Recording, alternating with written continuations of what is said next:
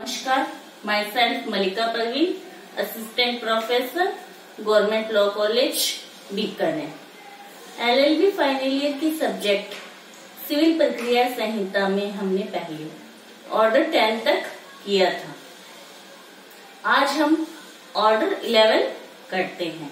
11 आदेश 11 क्या बताता है? आदेश 11 प्रकटीकरण और निरीक्षण के लिए ऑर्डर देता है, आदेश है। इसने बताया है कि वाद में कोई पक्षकार विरोधी पक्षकार से कोई क्वेश्चन पूछ सकता है, परिप्रश्न कर सकता है, दस्तावेजों को न्यायालय में पेश करने, प्रकट करने के लिए न्यायालय में आवेदन कर सकता है। साथ में ही कोई दस्तावेज, कोई डॉक्यूमेंट अभिवचनों में, प्लीडिंग में या शपथ पत्र के माध्यम से न्यायालय में फाइल किया गया है, तो उन दस्तावेजों का विरोधी पक्षकार के दस्तावेजों का आवेदन करने वाला पक्षकार निरीक्षण भी कर सकता है, यानी उनको देख सकता है। ठीक है, तो ऑर्डर 11 में दो बातें हैं, प्रकटीकरण और निरीक्षण से संबंधित प्रोविजन दिए हैं। ऑर्डर 11 में टोटल रूल 23 रूल हैं। टोटल 23 रूल हैं। रूल को याद करने के लिए या इस आदेश ऑर्डर 11 को आसानी से समझने के लिए मैंने ऑर्डर 11 को 3 पार्ट में बांट दिया है। ठीक है, 3 पार्ट में बांट दिया है। ठीक है, तो फर्स्ट पार्ट क्या है? परिप्रश्नों द्वारा प्रकटीकरण, यानी सामने वाले कुछ पार्टी से परिप्रश्न करवा के कोई बात आप पूछ सकते हैं। परिप्रश्नों के माध्यम से किसी तथ्य को या किसी बात का प्रकटीकरण करवा सकते हैं न्यायालय की मार्फत। सेकंड आता है दस्तावेजों का प्रकटीकरण।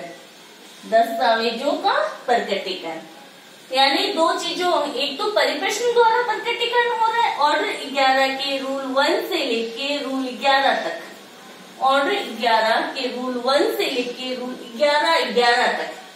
ठीक है, क्या हो रहा है? परिप्रश्नों द्वारा प्रकटीकरण करवा रहा है पक्षकार। फिर आता है रूल 12 से लेके रूल 14 तक, दस्तावेजों के माध्यम से बात को प्रकट करवा रहा है। ठीक है, दो चीजों में प्रकटीकरण हुआ, परिप्रश्नों द्वारा प्रकटीकरण और दस्तावेजों द्वारा प्रकटीकरण या दस्तावेजों का प्रकटीकरण। फिर थर्ड आता है दस्तावेजों का निरीक्षण। अब डॉक्यूमेंट मान लो न्यायालय में फाइल किया हुआ है, जिस पक्षकार ने डॉक्यूमेंट लगाया है उसका अपोजिट पार्टी यानी विरोधी पक्षकार न्यायालय में आवेदन करके उन दस्तावेजों का निरीक्षण कर सकता है। ऑर्डर 11 के रूल 15 से लेके रूल 18 तक ये प्रोविजन है। तो इसको 3 भागों में बांटा और इसके बाद में जो सामान्य प्रोविजन है वो है ऑर्डर 11 के रूल 19 से लेके रूल 23 तक। ये 4th पॉइंट है, 4th पार्ट है, यानी ऑर्डर 11 को हमने 4 पार्ट में बांट लिया है आसानी से समझने के लिए। ठीक है, तो अब हम स्टार्ट करते हैं पार्ट 1।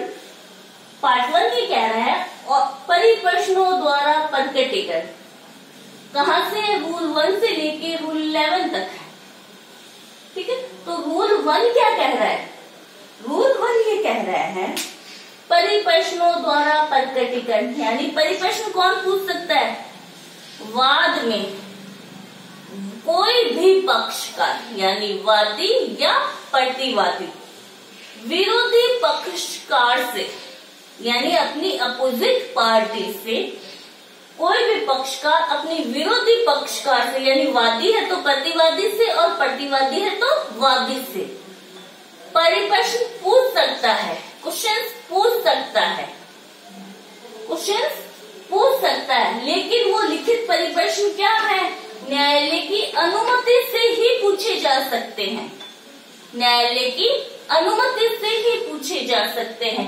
पर इसने बताया कि जो परिप्रश्न है वो सिर्फ और सिर्फ न्यायालय की अनुमति लेकर ही पूछे जा सकते हैं। तो जब लिखित परिप्रश्न न्यायालय में फाइल करना होता है, लिखित क्वेश्चंस यानी लिखित परिप्रश्न विरोधी पक्षकार को देने से पहले, मान लो ए बी से कुछ परिप्रश्न पूछना चाह रहा है, ए बी से परिप्रश्न पूछना चाह रहा है, लिखित परिप्रश्न, बी को लिखित परिप्रश्न देने से पहले, पहुंचाने से पहले ए क्या करेगा, न्यायालय से अनुमति लेगा कि मैं बी से लिखित परिप्रश्न पूछना चाहता हूँ। न्यायालय अनुमति देगा तो ही ए बी से लिखित में परिप्रश्न पूछ सकता है। जब वो लिखित में परिप्रश्न पूछता है तो वहां पर क्वेश्चंस में कई क्वेश्चन हो सकते हैं, कई परिप्रश्न हो सकते हैं उस परिप्रश्न में, लेकिन वहां पर कई परिप्रश्न होंगे तो वहां पे पूछने वाला पक्षकार यानी परिप्रश्न पूछने वाला पक्षकार ये बताएगा कि इस परिप्रश्न का उत्तर इस प्रतिवादी को या इस पक्षकार को, कई मान लो सी डी ई है, तीन प्रतिवादी सी डी ई 4 व्यक्ति है सामने, एक परिप्रश्न पूछ रहा है, एक परिप्रश्नों का संवर्ग दे दिया, बहुत सारे क्वेश्चंस दे दिए, फिर ए बताएगा कि इस परिप्रश्न का उत्तर बी को देना है, इस परिप्रश्न का उत्तर सी को देना है, इस परिप्रश्न का उत्तर डी को देना है, यानी परिप्रश्न पूछने वाला पक्षकार ये बताएगा कि किस परिप्रश्न का उत्तर कौन से पक्षकार को, विरोधी पक्षकार को देना है। ठीक है, इसके साथ में ही वो ये भी बताएगा कि जो परिप्रश्नों का एक संवर्ग है, यानी एक जैसे क्वेश्चंस हैं वो एक पक्षकार से पूछे जाएंगे। ऐसा नहीं है कि परिप्रश्नों का 5 संवर्ग थे और पांचों के पांचों एक ही बी से डी से पूछे जा रहे, सी डी से कुछ नहीं पूछा जा रहा, ऐसा नहीं होगा। यानी एक पक्षकार दूसरे पक्षकार से केवल एक संवर्ग के परिप्रश्न पूछ सकता है, ज्यादा क्वेश्चंस, ज्यादा संवर्गों के क्वेश्चंस नहीं पूछ सकता है। ठीक है, यानी पहले परिप्रश्न पूछने वाले ये न्यायालय की अनुमति लेगा कि मैं लिखित में उससे परिप्रश्न पूछना चाहता हूँ विरोधी पक्ष का, न्यायालय अनुमति देगा तो ही वो लिखित में परिप्रश्न पूछ सकता है। जब लिखित में परिप्रश्न भेजता है तो वो ये बता देगा कि कौन से परिप्रश्न का उत्तर किस पक्षकार को देना है, यानी वो बता देगा कि इस क्वेश्चन का आंसर इसको देना है, इसको देना है, यानी वो डिसाइड करके भेजता है कि इन क्वेश्चनों का जवाब कौन से पक्षकारों को देना है। इसके साथ में ही एक पक्षकार से एक ही संवर्ग के परिप्रश्न पूछे जा सकते हैं, अधिक संवर्गों वाले परिप्रश्न नहीं पूछे जा सकते। इसके साथ में एक परंतु आता है कि ऐसा परिप्रश्न जो वाद की विषय वस्तु से असंगत हो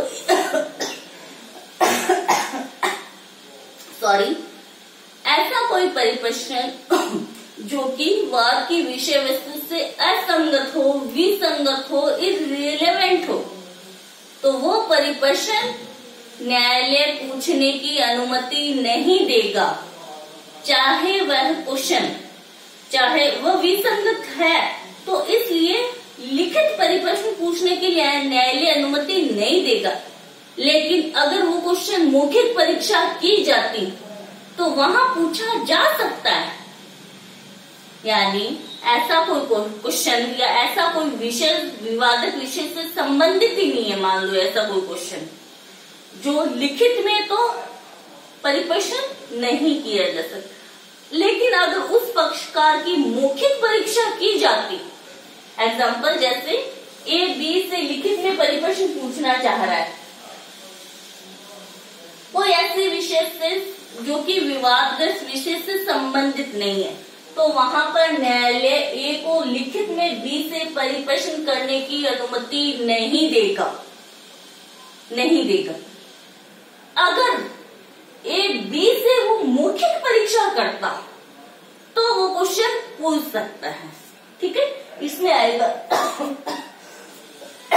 सॉरी, जो परिप्रश्न विषय से विसंगत है, चाहे वह मौखिक परीक्षा जब की जाती है तो उसमें तो ग्राह्य किया जा सकता है, यानी मौखिक एग्जाम, ओरल एग्जामिनेशन में तो वो पूछा जा सकता है, लेकिन रिटर्न में, लिखित में जब परिप्रश्न पूछा जाता है तो वो क्वेश्चन जो वाद की विषय वस्तु से विसंगत है, इररिलेवेंट है, क्वेश्चन पूछने की न्यायालय अनुमति नहीं देता। ठीक है, इसके बाद में आता है ऑर्डर 11 का रूल 2, विशिष्ट परिप्रश्नों का न्यायालय के समक्ष रखा जाना। यानी परिप्रश्न सामने वाले पक्षकार से पूछना चाह रहा है, मान लो ए बी से पूछना चाहता है, तो वो पहले रूल 1 में तो ये बताया कि बी को देने से पहले परिप्रश्न देने, लिखित परिप्रश्न देने से पहले ए न्यायालय से इजाजत, अनुमति, परमिशन प्राप्त करेगा।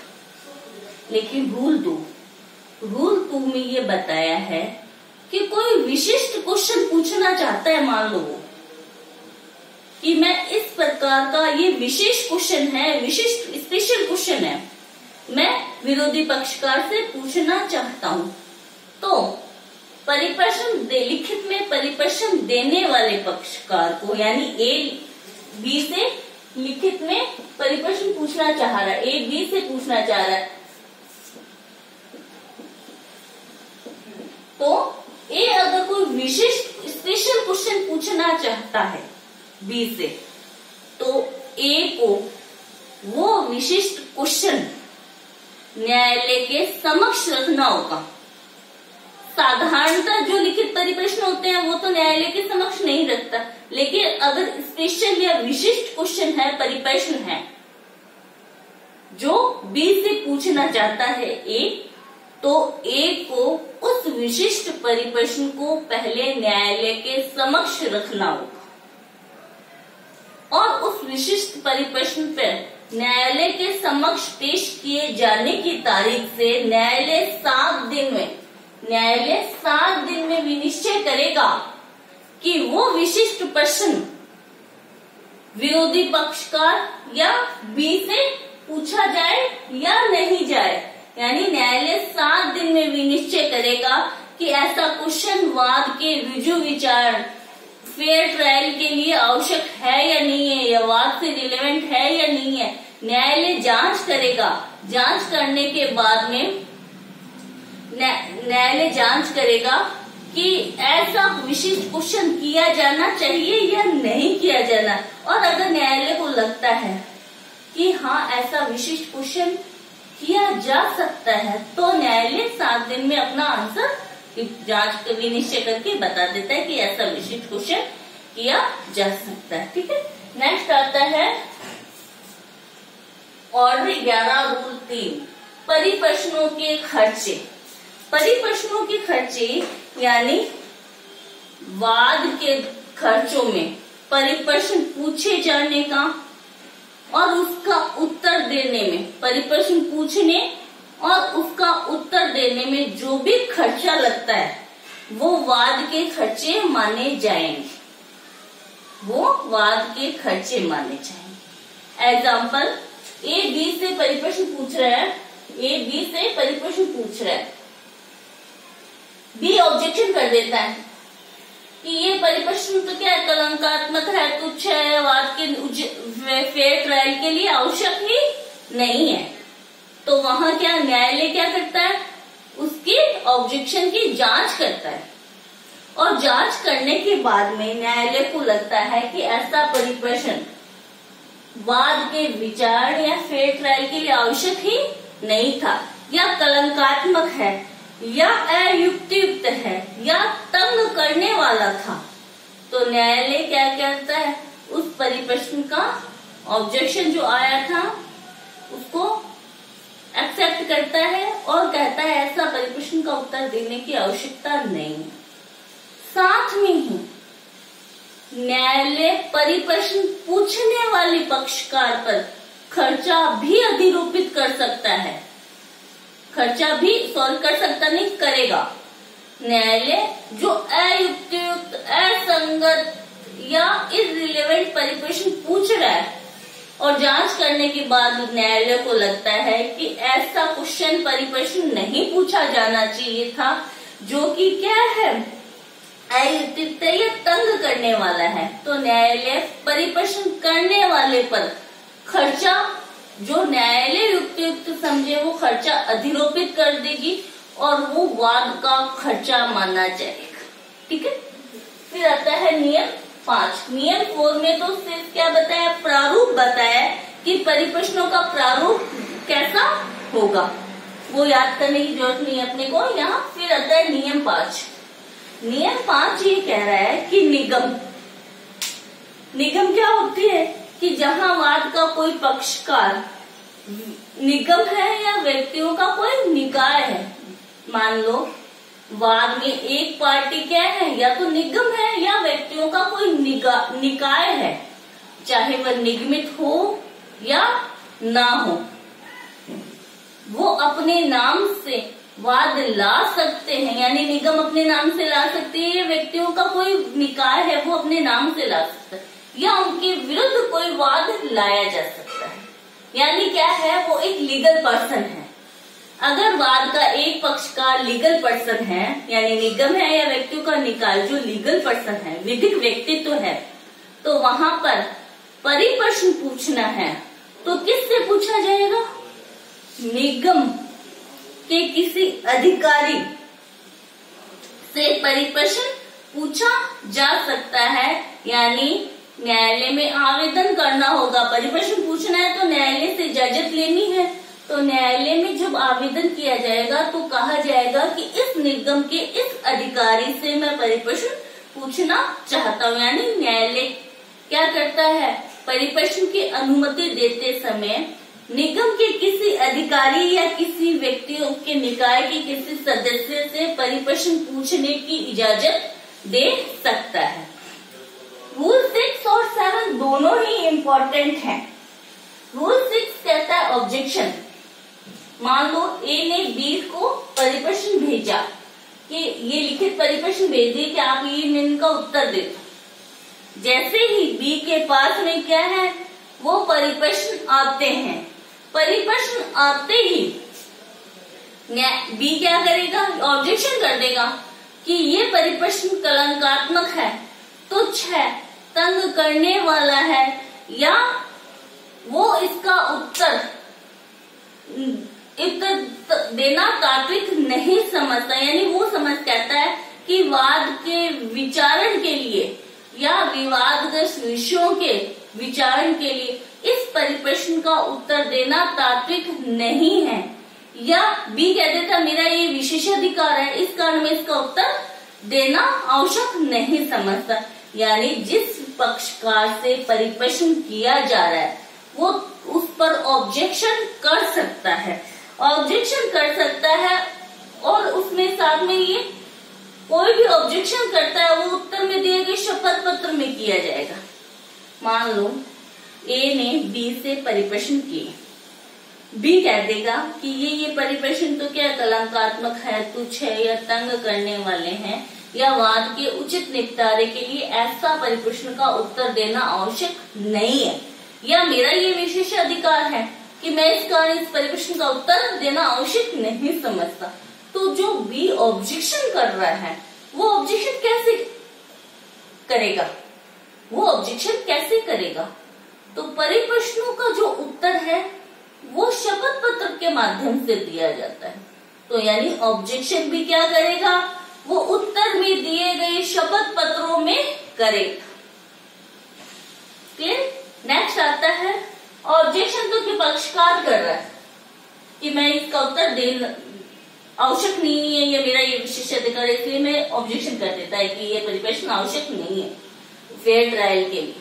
नेक्स्ट आता है रूल 7, अपास्त किया परिप्रश्नों को अपास्त किया जाना या काट दिया जाना।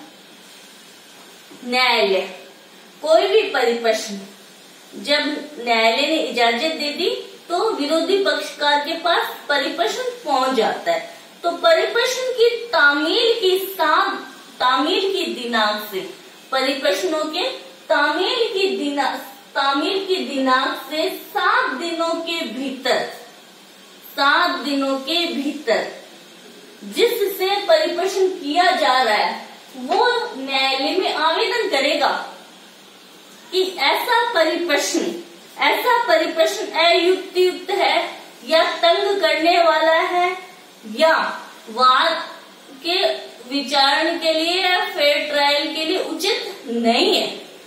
अगर न्यायालय जांच उसके आवेदन पर जांच करने पे ये संतुष्ट होता है कि हाँ ऐसा परिप्रश्न अयुक्तियुक्त है या तंग करने वाला है या आवश्यक नहीं है, तो न्यायालय उन परिप्रश्नों को अपास्त कर सकती है या उनको काट भी सकती है। ये कि मान लो ए ने बी से क्वेश्चन किया, परिप्रश्न किए, जब बी पर परिप्रश्नों की तामील होती है, बी पर जिस दिन तामील हुई कि आपको ये परिप्रश्न के उत्तर देने हैं, तामील की दिनांक से 7 दिनों में बी को न्यायालय में आवेदन करना होगा कि ए द्वारा पूछे गए परिप्रश्न अयुक्तियुक्त है, कलंकात्मक है या तंग करने वाले हैं, उचित निपटारे के लिए आवश्यक नहीं है। तो बी द्वारा किए गए आवेदन की न्यायालय जांच करता है और जांच करने के बाद में न्यायालय को लगता है ऐसा परिप्रश्न सही नहीं है, तो वो उस परिप्रश्न को अपास्त कर सकता है यानी सेटिसाइड कर सकता है या उस परिप्रश्न को न्यायालय काट सकता है। यहाँ पर न्यायालय की पावर है। न्यायालय सुओ मोटो नहीं काट रहा है पक्षकार के आवेदन पे। आवेदन कितने दिनों में करेगा? परिप्रश्नों की तामील की दिनांक से 7 दिनों के भीतर आवेदन करेगा। नेक्स्ट आता है परिप्रश्नों का उत्तर। रूल 8 कि परिप्रश्नों का उत्तर कब दिया जाएगा या कैसे दिया जाएगा। जैसे कि मैंने पहले भी बताया रूल 6 में कि परिप्रश्नों का उत्तर शपथ पत्र के माध्यम से दिया जाता है, यानी उत्तर हमेशा शपथ पत्र फाइल करके दिया जाता है। अब उत्तर दिया कब जाएगा? टाइम पीरियड क्या है? टाइम पीरियड क्या है? शपथ पत्र के माध्यम से दिया जाएगा उत्तर, शपथ पत्र पर दिया जाएगा और 10 दिन के भीतर, यानी परिप्रश्नों की तामील होने की दिनांक से 10 दिन के भीतर या ऐसे युक्त समय में दिया जाएगा जो न्यायालय द्वारा अनुज्ञात किया जाए या न्यायालय जिसे निर्धारित किया जाए। फॉर एग्जाम्पल ए ने परिप्रश्न पूछा बी से, तो बी उत्तर काय पे देगा? शपथ पत्र पे देगा। अब कितने दिनों में देगा? बी पर जिस दिन परिप्रश्नों की तामील हुई, तामील की दिनांक से 10 दिन के भीतर बी को परिप्रश्नों का उत्तर देना में अन्य कोई समय जो न्यायालय डिसाइड कर देता है, युक्त बता देता है, अनुज्ञात कर देता है कि इस समय में भी परिप्रश्न का उत्तर दिया जा सकता है। ठीक है। फिर आता है रूल 9 कहता है, रूल 9 में प्रारूप बताया है कि शपथ पत्र यानी उत्तर में जो शपथ पत्र दिए जाएंगे उनका क्या प्रारूप होगा। शपथ पत्र उत्तर में जो शपथ पत्र है उनका कैसा ड्राफ्ट होगा, कैसे प्रारूप होगा, कुछ हो लेना। ठीक है। नेक्स्ट आता है रूल 10। अब शपथ पत्र उत्तर में जो शपथ पत्र पेश किए गए, यानी ए ने परिप्रश्न किया बी से, बी अपना उत्तर आंसर किस में देगा? शपथ पत्रों के माध्यम से देगा। बी अपना आंसर शपथ पत्र के माध्यम से देगा। अब शपथ पत्र बी ने तो दे दिया, आंसर शपथ पत्र पे दे दिया। अब ए जिसने परिप्रश्न किया था वो उस उत्तर में दिए गए शपथ पत्र पर कोई ऑब्जेक्शन नहीं कर सकता। उसको क्या उसी का ऑब्जेक्शन न्यायालय सुनता रहेगा क्या? अगर ए ने अपना परिप्रश्न का उत्तर शपथ पत्र के माध्यम से न्यायालय में फाइल कर दी, उत्तर में दिए गए शपथ पत्र पे ए यानी परिप्रश्न पूछने वाला पक्षकार कोई ऑब्जेक्शन नहीं कर सकता कि भी इसने उत्तर दिया, उत्तर दिया है, पर्याप्त है या इसने संपूर्ण उत्तर नहीं दिए, यानी उसको ऑब्जेक्शन करने का कोई अधिकार नहीं है।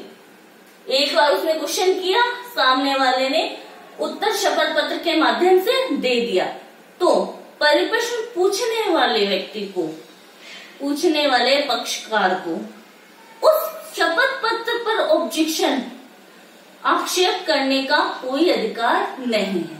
नेक्स्ट आता है रूल 11 ये बताता है कि 10 में तो रूल 10 में तो बता दिया कि ऑब्जेक्शन नहीं कर सकता, लेकिन ए ने अगर परिप्रश्न बी से किया और बी ने क्या है, परिप्रश्न का उत्तर दिया नहीं या अपर्याप्त उत्तर दिया, तो वहां ए को क्या उपचार प्राप्त होगा, वहां ए को उपचार प्राप्त होगा रूल 11 में। रूल 11 ये कह रहा है ए जिसने क्वेश्चन परिप्रश्न किया और बी ने उसका अपर्याप्त उत्तर दिया या दिया ही नहीं, तो फिर ए परिप्रश्न पूछने वाला न्यायालय में आवेदन करेगा कि सामने वाले पक्षकार ने या तो परिप्रश्न का उत्तर दिया नहीं है या अपर्याप्त उत्तर दिया है, उसको अतिरिक्त उत्तर दिए जाने का आदेश फरमाया जाए। क्या, या तो उत्तर दिया नहीं है या दिया है वो अपर्याप्त है, तो वो आवेदन करेगा न्यायालय में कि विरोधी पक्षकार यानी अपोजिट पार्टी, सामने वाले पक्षकार को जिसको परिप्रश्न भेजे गए थे, उसको अतिरिक्त उत्तर देने का आदेश फरमाया जाए। जब ऐसा आवेदन न्यायालय के पास में आ जाता है, तो न्यायालय फिर क्या करता है, उस आवेदन की जांच करता है और जांच करने के बाद में न्यायालय को लगता है कि हाँ परिप्रश्नों का उत्तर या तो दिया नहीं गया या उससे इनकार किया गया है या जो उत्तर दिया है वो अपर्याप्त है, तो वहां पर न्यायालय विरोधी पक्षकार को यानी परिप्रश्न जिससे किया गया था उस पक्षकार को आदेश देगा कि या तो वो अतिरिक्त उत्तर दे या शपथ पत्र द्वारा दे उत्तर, या न्यायालय उसकी मौखिक परीक्षा भी करवा सकता है अतिरिक्त उत्तर प्राप्त करने के। न्यायालय उसको 3 आदेश दे सकता है, या तो क्या है अतिरिक्त उत्तर दे दे, या शपथ पत्र फाइल करके जो जवाब देने से इनकार किया था वो जवाब दे, या न्यायालय उस परिप्रश्न के लिए न्यायालय मौखिक परीक्षा भी करवा सकता है उस पक्षकार की, यानी 3 प्रकार के न्यायालय आदेश दे सकता है। तो यहाँ पे परिप्रश्नों द्वारा प्रकटीकरण करवाया जा रहा था, जिसमें न्यायालय की भूमिका बराबर की है, यानी न्यायालय के बिना कोई पक्षकार सामने वाले पक्षकार से परिप्रश्न पूछ नहीं सकता, न्यायालय की अनुमति चाहिए। ऑब्जेक्शन करना है तो न्यायालय में करे, मतलब न्यायालय का काम है कि वो परिप्रश्नों द्वारा प्रकटीकरण कैसे करवा सकता है। ठीक है, अब आता है दस्तावेजों, सेकंड पार्ट, दस्तावेजों का प्रकटीकरण। ऑर्डर 11 के रूल 12 से लेके रूल 14 तक, ऑर्डर 11 के रूल 12 से लेके रूल 14 तक दस्तावेजों का प्रकटीकरण है। ठीक है, तो रूल 12 दस्तावेजों के प्रकटीकरण के लिए आवेदन, यानी ए मान लो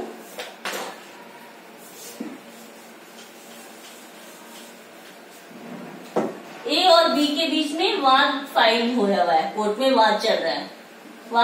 इस बीच में ए न्यायालय में आवेदन करता है बिना शपथ पत्र के आवेदन। यहाँ पे जो मेन वर्ड आ रहा है कि जो आवेदन होगा वो बिना एफिडेविट यानी बिना शपथ पत्र के ही आवेदन किया जाएगा। ये आवेदन करेगा बिना शपथ पत्र के साथ।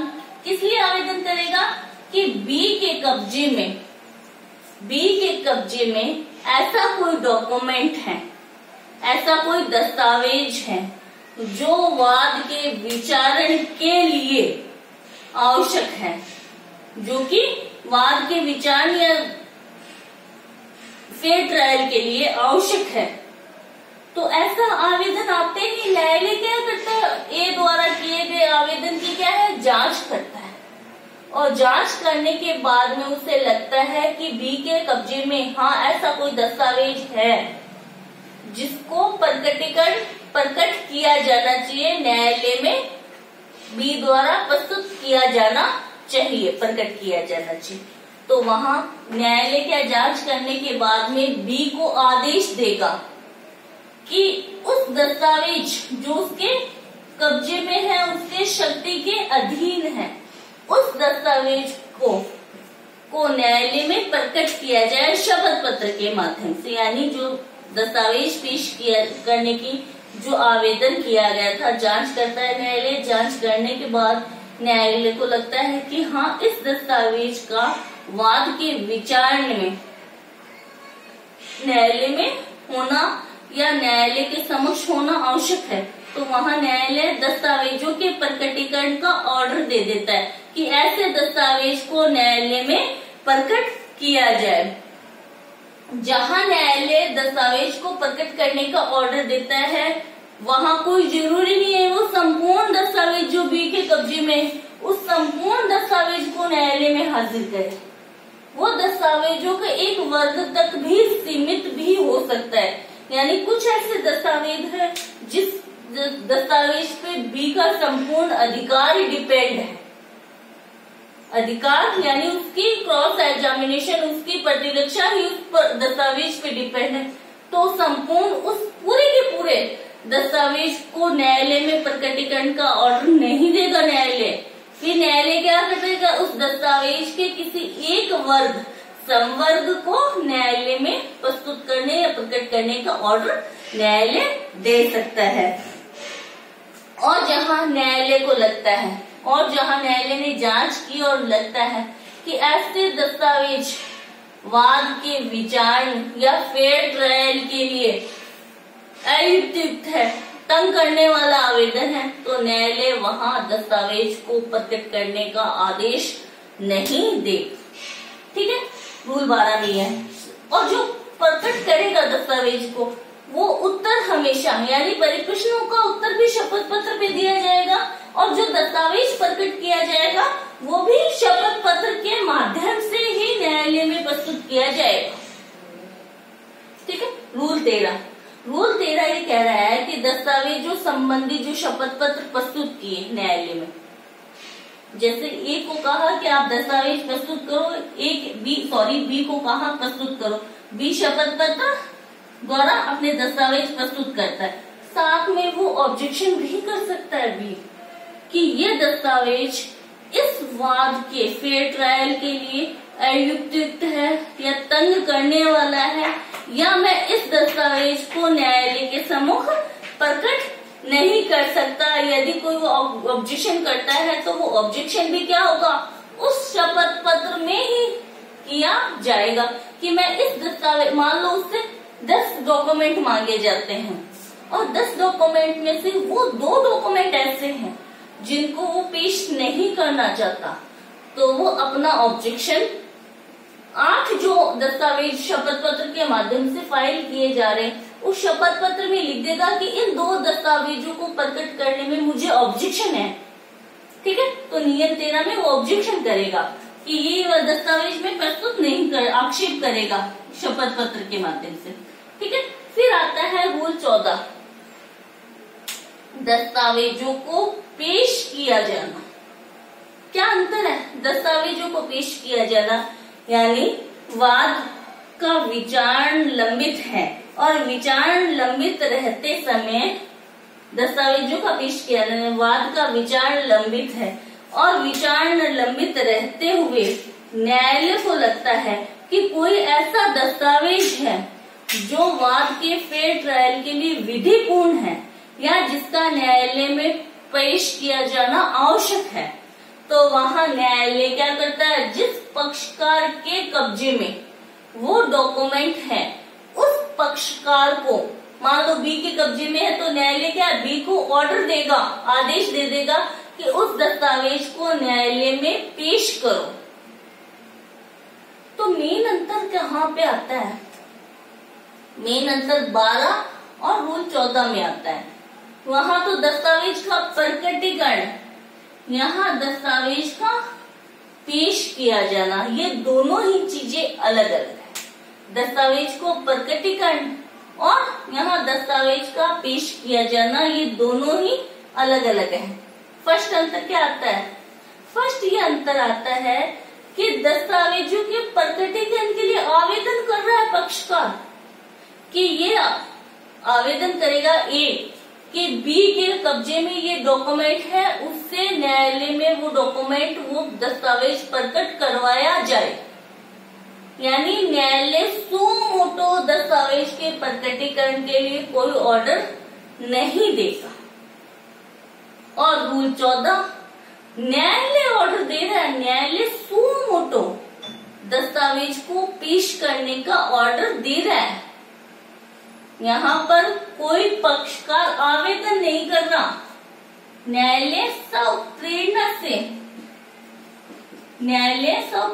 से पक्षकार को पेश करने का ऑर्डर दे रहा है, आदेश दे रहा है कि जो दस्तावेज आपके कब्जे में है उसको न्यायालय में जल्द से जल्द पेश किया जाए।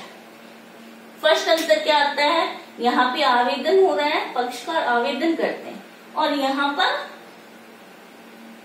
न्यायालय सुमो मोटो स्वप्रेरणा से दस्तावेज को पेश करने का आदेश दिया जा रहा है। ठीक है। सेकंड अंतर कि दस्तावेज को पेश करने का ऑर्डर तभी दिया जाएगा जब दस्तावेज को प्रकटीकरण करने का आदेश दिया जा चुका हो।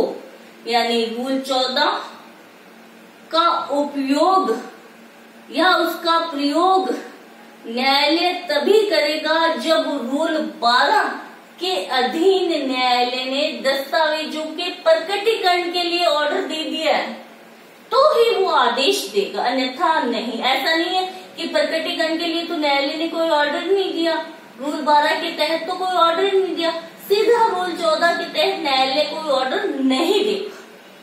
यानी रूल 14 के अधीन ऑर्डर देने से पहले, रूल 14 के अधीन ऑर्डर न्यायालय तभी देगा जब रूल 12 के अधीन दस्तावेजों के प्रकटीकरण के लिए ऑर्डर दिया जा चुका।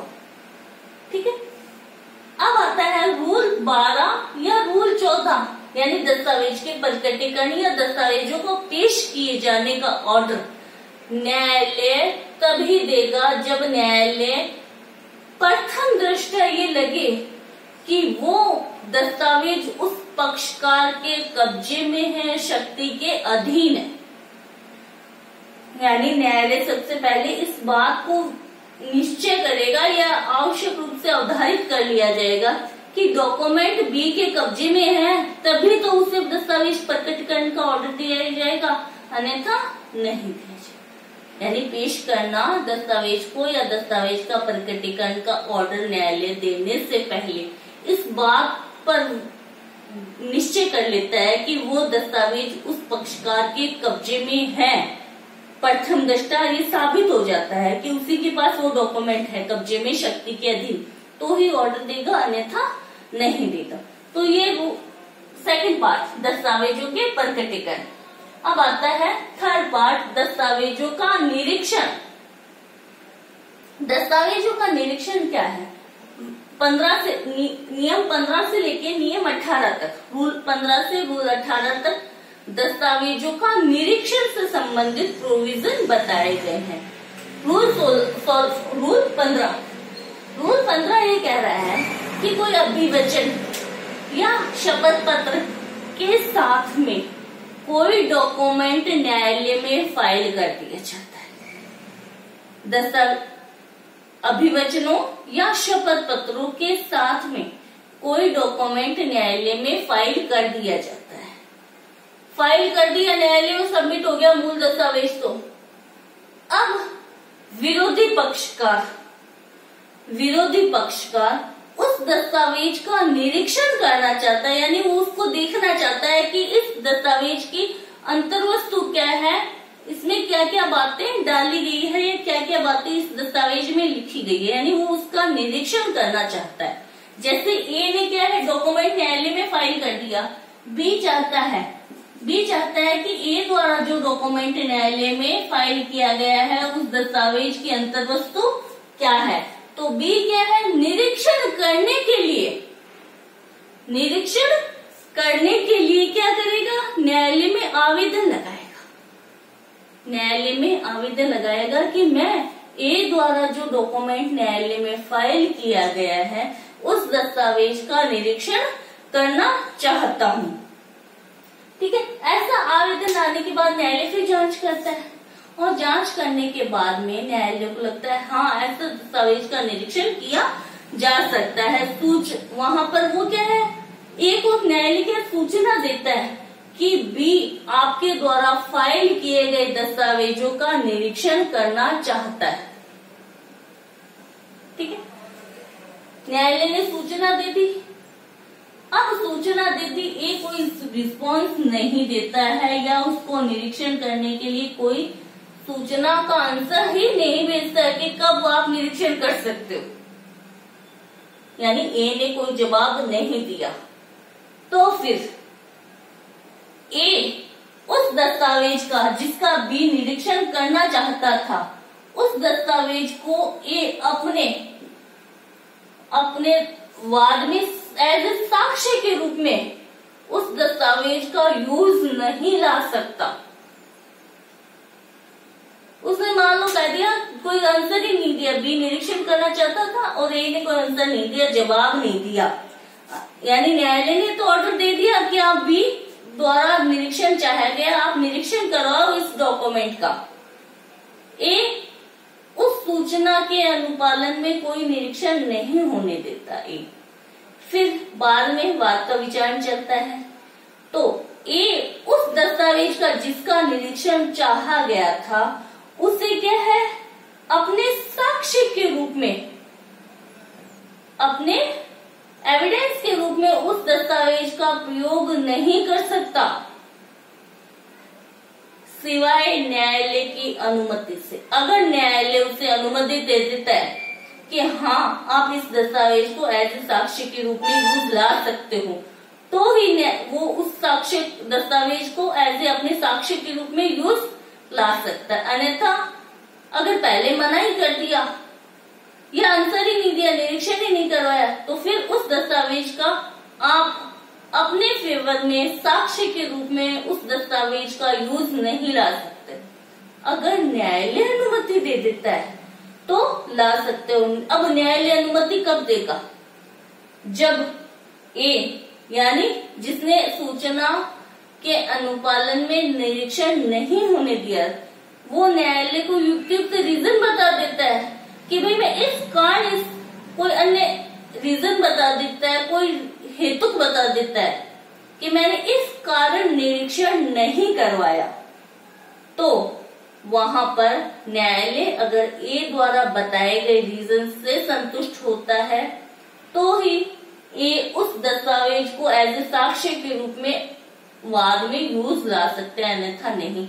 ये प्रोविजन ऑर्डर 11 का रूल 15 एविडेंस एक्ट, भारतीय साक्ष्य अधिनियम 1872 के सेक्शन 164 के जैसा, यानी कोई डॉक्यूमेंट को पहले सामने वाले पक्षकार को निरीक्षण नहीं करने दिया या देखने नहीं दिया तो उस दस्तावेज को आप एज ए साक्ष्य के रूप में यूज नहीं ला सकते।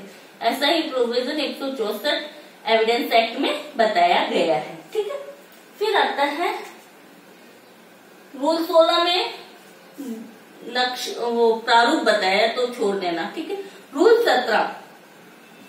17 इम्पोर्टेंट है कि जब सूचना, अब यहाँ पे समय अवधि बता दी कि कितने समय में निरीक्षण करने दिया जाएगा।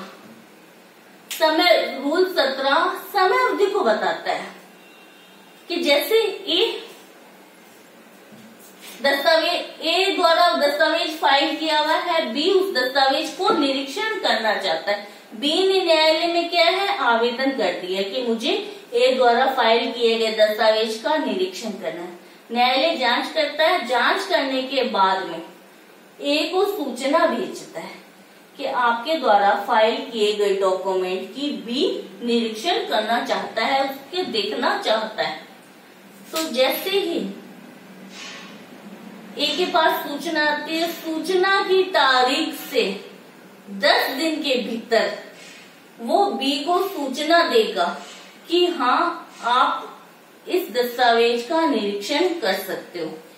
यानी ए को न्यायालय ने सूचना भेज दी, उस सूचना की तारीख से 10 दिन के भीतर बी क्या है, उस दस्तावेज को निरीक्षण करने के लिए टाइम देता है ए। 10 दिन में सूचना भिजवा देता है बी को कि हाँ आप इस दस्तावेज का निरीक्षण कर सकते हो। जैसे ही बी पर सूचना की तामील होती है, ए के पास टाइम पीरियड कितना है, 10 दिन, कि वो बी को सूचना भिजवा दे कि आप दस्तावेज का निरीक्षण कर लो।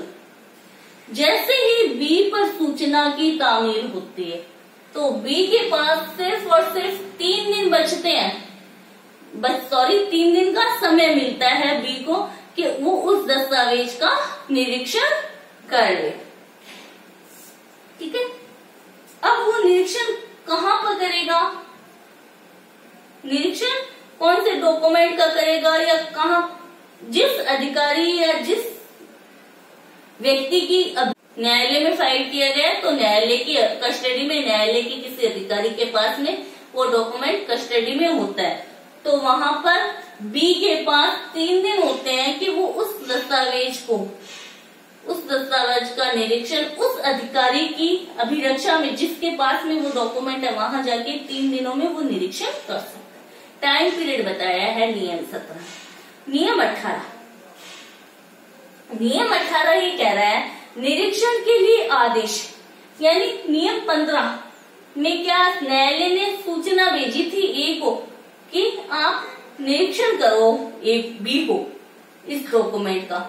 अगर यहाँ पर ए न्यायालय के नियम 15 के अधीन न्यायालय के द्वारा दी गई सूचना का अनुपालन नहीं करता है या निरीक्षण करवाने का लोभ करता है, मान लो सूचना होगी फिर भी ए बी को निरीक्षण नहीं करवाता, तो 18 में, नियम 18 में न्यायालय आदेश दे देता है कि आपने नियम रूल 15 के द्वारा न्यायालय के द्वारा दिए गए आदेश का पालन नहीं किया और बी को निरीक्षण नहीं करने दिया डॉक्यूमेंट का, तो वहां पर न्यायालय ऑर्डर दे देता है, न्यायालय ऑर्डर दे देता है कि इस दस्तावेज का निरीक्षण करवाया जाए जिसके कब्जे में वो डॉक्यूमेंट है, जिसके कब्जे में वो डॉक्यूमेंट है। फिर आता है 18 में एक बात ये भी लिखी गई है कि न्यायालय आवेदन, यहाँ पर तो क्या फर्स्ट में तो नियम 15 की बात नहीं मानी गई, तो न्यायालय स्वयं प्रेरणा से ऑर्डर दे रहा है। ये किसमें आएगा, फर्स्ट पॉइंट में तो न्यायालय क्या कर रहा है, न्यायालय स्वयं प्रेरणा से आवेदन कर रहा है नियम 18 में। ठीक है, और सेकंड पॉइंट ये कह रहा है न्यायालय में आवेदन किया जाता है कि भाई इसने निरीक्षण करवाया नहीं, जिसके कब्जे में डॉक्यूमेंट था उसने निरीक्षण करवाया नहीं या जानबूझकर उस जिसके कब्जे या शक्ति में वो डॉक्यूमेंट है लोप करा या छुपा लिया डॉक्यूमेंट को, तो आवेदन करता है पक्षकार न्यायालय में कि उसने मेरे को दस्तावेज का निरीक्षण करवाया नहीं, तो फिर न्यायालय आवेदन आने पर उस पक्षकार को ऑर्डर देगा जिसके कब्जे में, यहाँ पहले तो क्या सूचना ही भेजी थी, ऑर्डर नहीं दिया है। ठीक है, तो यहाँ पर रूल 18 का सेकंड पॉइंट ये कह रहा है न्यायालय पक्षकारों के आवेदन किए जाने पे जिसके कब्जे और शक्ति में वो डॉक्यूमेंट है उसको ऑर्डर दे रहा है कि आप इस पक्षकार को दस्तावेजों का निरीक्षण करवाओ। ठीक है, तो दस्तावेजों का निरीक्षण नियम 15 से लेके नियम 18 तक शामिल है, नियम 18 तक शामिल है। दस्तावेज 2 प्रकार के होते हैं, दस्तावेज दो प्रकार के हैं 15 से लेकर 18 तक। फर्स्ट दस्तावेज ऐसे हैं जो अभिवचनों और शपथ पत्र के साथ में न्यायालय में फाइल किए गए हैं। जो दस्तावेज अभिवचनों या शपथ पत्र के साथ में न्यायालय में फाइल किए गए हैं, वहां पर क्या है, उन दस्तावेजों का निरीक्षण अगर पक्षकार करना चाहता है तो वो पक्षकार न्यायालय के हस्तक्षेप के बिना, यानी न्यायालय की अनुमति के बिना ही दूसरे पक्षकार को सूचना भेजता है और उस दस्तावेज का निरीक्षण कर लेता है। यानी नियम 15 में क्या है, वो ए ने दस्तावेज फाइल किया, बी निरीक्षण करना चाहता है, तो बी क्या करता है, ए को सूचना भेज देता है कि मैं इस दस्तावेज का निरीक्षण करना चाहता हूँ। ठीक है, तो वो न्यायालय के परमिशन के बिना, परमिशन की आवश्यकता नहीं है नियम 15 में, यानी न्यायालय के हस्तक्षेप के बिना भी वो उस दस्तावेज का निरीक्षण कर सकता है। अन्य दस्तावेज तो ऐसे थे कि जो अभिवचनों या शपथ पत्र के साथ में फाइल किए गए। इसके अलावा जो भी अन्य दस्तावेज हैं वो कहाँ पर, नियम 18, तो वहां पर न्यायालय में आवेदन करना पड़ता है, यानी न्यायालय के आवेदन या न्यायालय की अनुमति के बिना उन दस्तावेजों का निरीक्षण नहीं किया जा सकता। तो ये था पार्ट 3। पार्ट 1 में परिप्रश्नों द्वारा प्रकटीकरण था, पार्ट 2 में दस्तावेजों का प्रकटीकरण था, पार्ट 3 में दस्तावेजों का निरीक्षण था। अब आता है पार्ट 4। पार्ट 4 ये कह रहा है कि सत्यापित प्रतियां यानी कोई वाद न्यायालय में चल रहा है और उस वाद में कोई ऐसा डॉक्यूमेंट है जो लेखा है, बही है या कोई ऐसा अभिलेख है जो कि बैंककार साक्ष्य अधिनियम के तहत न्यायालय में क्या है, मूल दस्तावेज फाइल नहीं किया जा सकता। एग्जाम्पल क्या है, जैसे रोकड़ बही है, दुकान की बही खाता है, या रोकड़ बही जो चालू कारोबार के अनुक्रम में काम आती है, रोज प्रतिदिन काम आ रही है, तो क्या उस मूल डॉक्यूमेंट को न्यायालय में जमा कराया जाएगा क्या?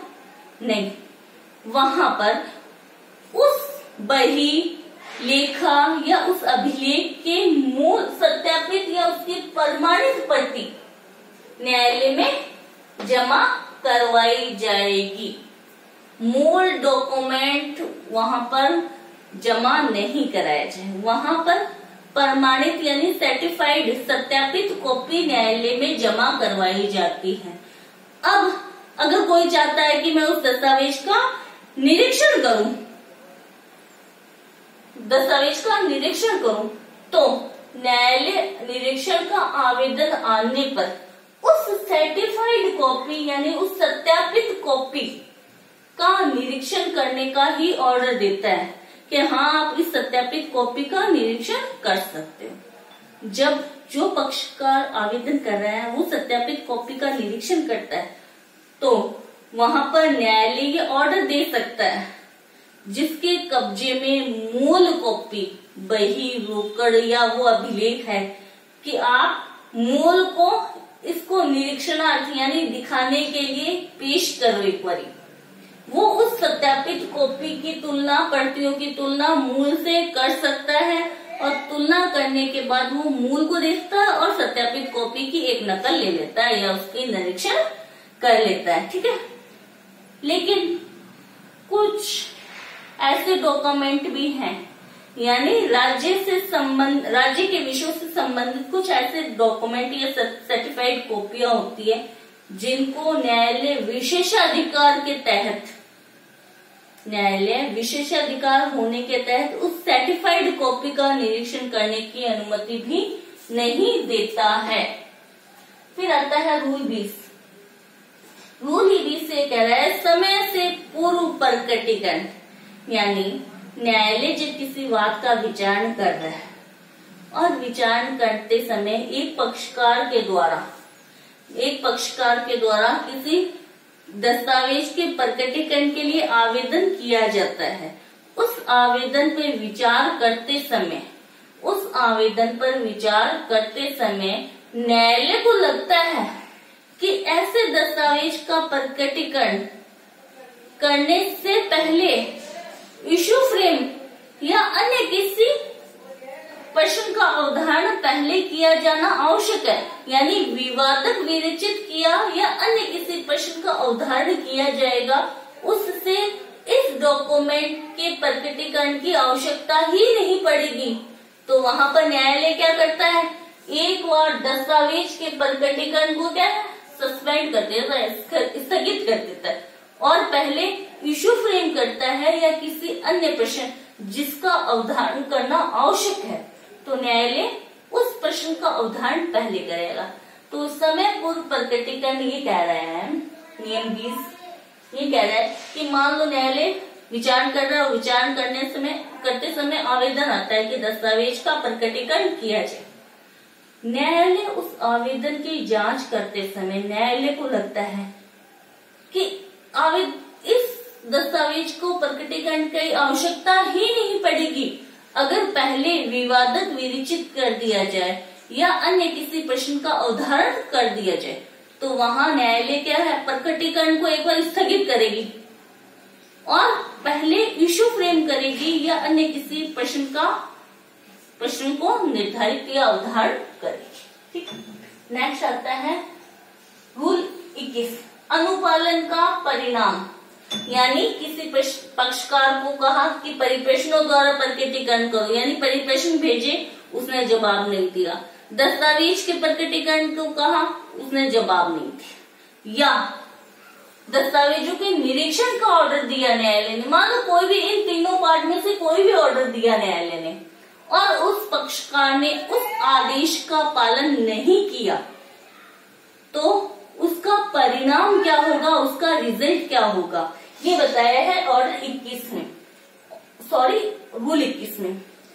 अगर वादी है तो वादी का वाद रोक दिया जाए और अगर प्रतिवादी है तो प्रतिवादी की प्रतिरक्षा काट दी जाएगी।